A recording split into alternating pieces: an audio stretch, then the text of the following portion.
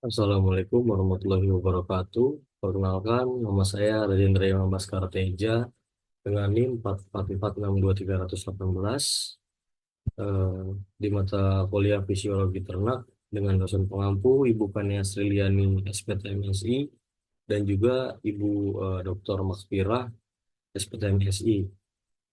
Kali ini saya akan membahas materi mengenai jaringan otot.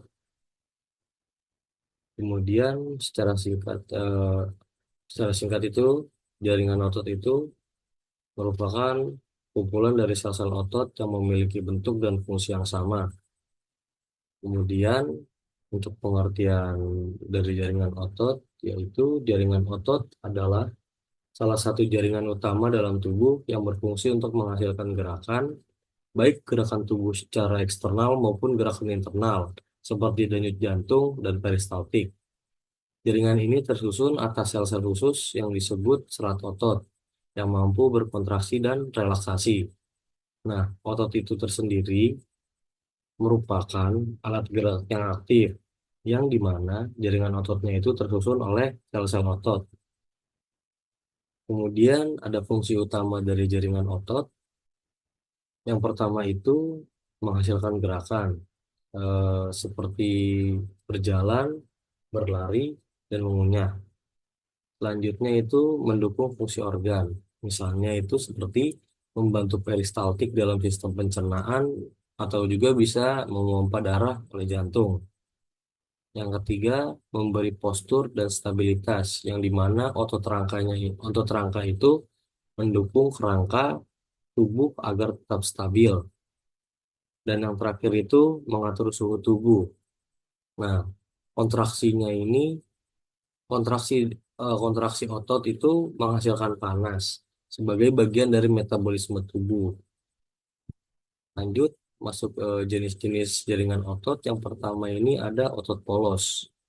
Nah, bentuk sel dari otot polos itu berbentuk gelondong atau runcing, runcing. Selnya ini runcing di kedua ujungnya. Kemudian jumlah nukleus atau intinya itu satu per sel dan letaknya itu ada di tengah. Kemudian juga tidak punya aktin dan miosin atau juga bisa disebut miofibrilnya itu homogen dan sifat kerjanya itu involunteer atau tidak dikendalikan secara sadar. Jadi tidak tidak mudah lelah.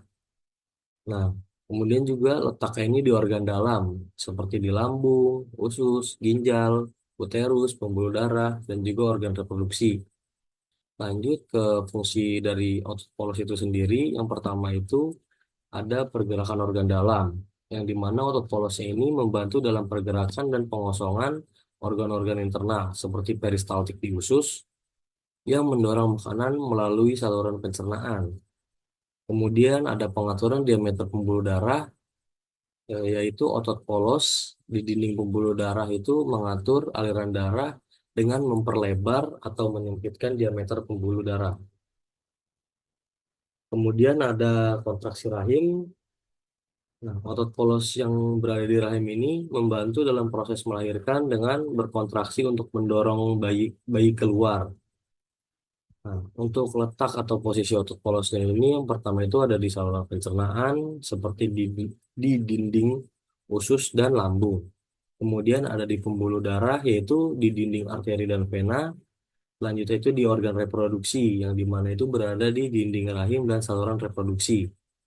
Nah, jadi jaringan otot polos ini memiliki fungsi yang vital untuk dalam menjaga kesehatan dan fungsi organ-organ internal, yang dimana dengan kemampuannya untuk berkontraksi secara otomatis dan berkelanjutan. Nah, jaringan ini itu memainkan peran penting dalam proses fisiologis yang tidak kita sadari sehari-hari.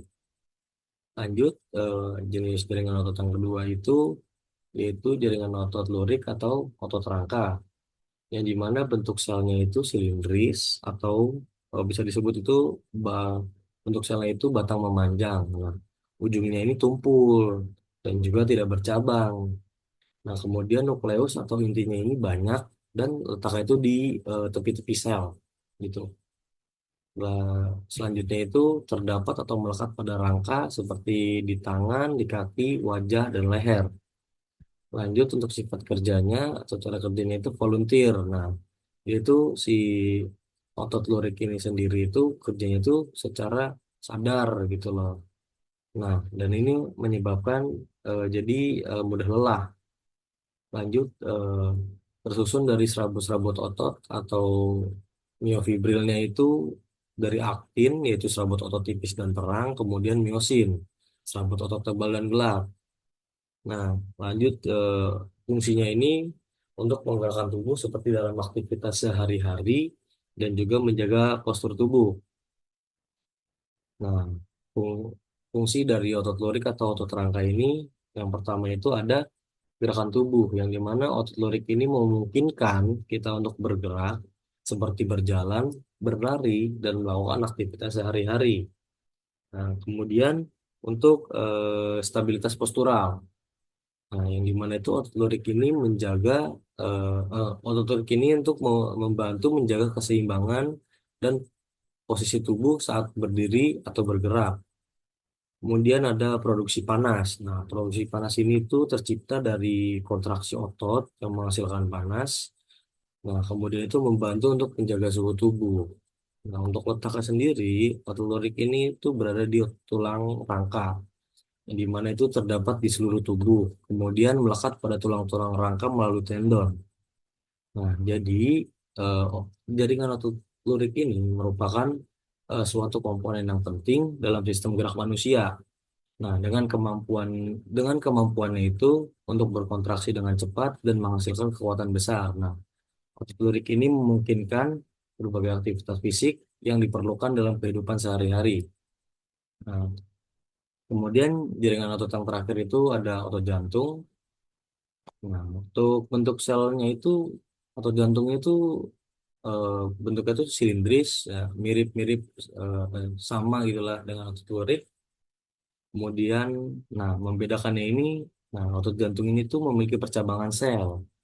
Nah, letaknya juga di dinding jantung. Kemudian, nah untuk nukleusnya ini hanya satu dan letaknya itu di tengah. Kemudian untuk sifat kerjanya itu involunteer, yaitu tidak dikendalikan secara sadar. Jadi tidak bisa diperintah untuk berhenti gitu lah.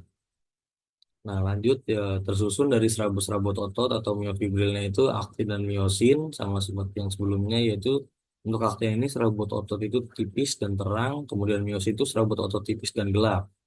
Nah, otot jantung ini itu memompa darah ke seluruh tubuh dengan ritmenya itu konstan.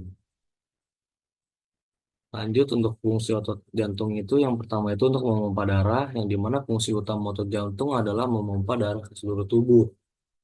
Nah, kontraksi jantung itu untuk mengalirkan darah dari atrium ke ventrikel dan kemudian itu baru ke arteri.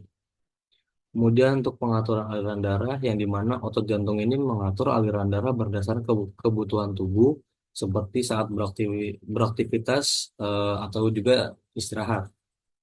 Untuk letaknya sendiri itu otot jantung ini berada di jantung. Nah, jelas itu di jantung. Kemudian itu terdapat di seluruh dinding jantung untuk membentuk otot jantung yang kuat dan juga efisien. Jadi jaringan otot jantung ini memiliki peran yang sangat penting dalam sistem kardiovaskular.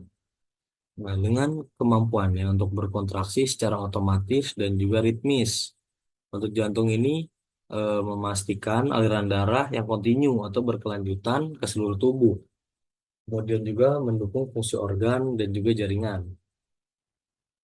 Untuk perbedaan antara jenis-jenis otot ini dilihat dari bentuk selnya, jumlah intinya, pola lurik, kemudian juga kendali, serta kecepatan kerja dan juga contoh lokasi atau letaknya. Nah, untuk otot rangka itu bentuknya itu silindris panjang ya tadi, kemudian otot jantung ini silindris juga seperti rangka, hanya saja otot jantung ini bercabang. Kemudian untuk otot polos ini berbeda, yaitu bentuknya spindle atau ujungnya itu runcing. Nah, untuk jumlah intinya itu otot rangka itu banyak dan juga letaknya itu di tepi. Nah, otot jantung ini hanya 1 sampai 2, tetapi di tengah. Nah, untuk otot polos ini hanya satu dan juga itu letaknya di tengah. Untuk pola luliknya itu untuk otot rangka itu dan jantung itu ada, tapi untuk otot polos itu tidak ada. Kendalinya atau cara kerjanya itu otot rangka itu volunteer. Nah, volunteer ini kan jadi kan secara sadar itu menyebabkan mudah lelah. Tetapi untuk otot jantung dan polos itu involunteer, jadi tidak dapat menyebabkan menyebabkan mudah lelah. Untuk kecepatan kerjanya, ritmenya itu untuk otot rangka itu cepat, otot jantung itu sedang dan juga konstan, untuk otot polos itu lambat. Nah, contoh letaknya atau lokasinya itu, otot rangka itu seperti di lengan dan kaki, otot jantung itu hanya di jantung, dan otot polos itu contohnya itu seperti di lambung dan usus. Kemudian untuk gangguan pada jaringan otot itu yang pertama ada atrofi otot, yang dimana itu penurunan massa otot akibat tidak digunakan atau juga penyakit. Kemudian untuk distonia, yaitu ketegangan abnormal pada otot yang menyebabkan itu gerakannya jadi tidak terkendali gitu kan. Lanjut untuk miopati yang dimana penyakitnya ini yang menyebabkan kelemahan otot. Lanjut yang terakhir ini ada kram otot yang dimana itu kontraksi otot yang tiba-tiba dan juga menyakitkan. Baik, mungkin itu saja dari saya. Sekian, terima kasih. Wassalamualaikum warahmatullahi wabarakatuh.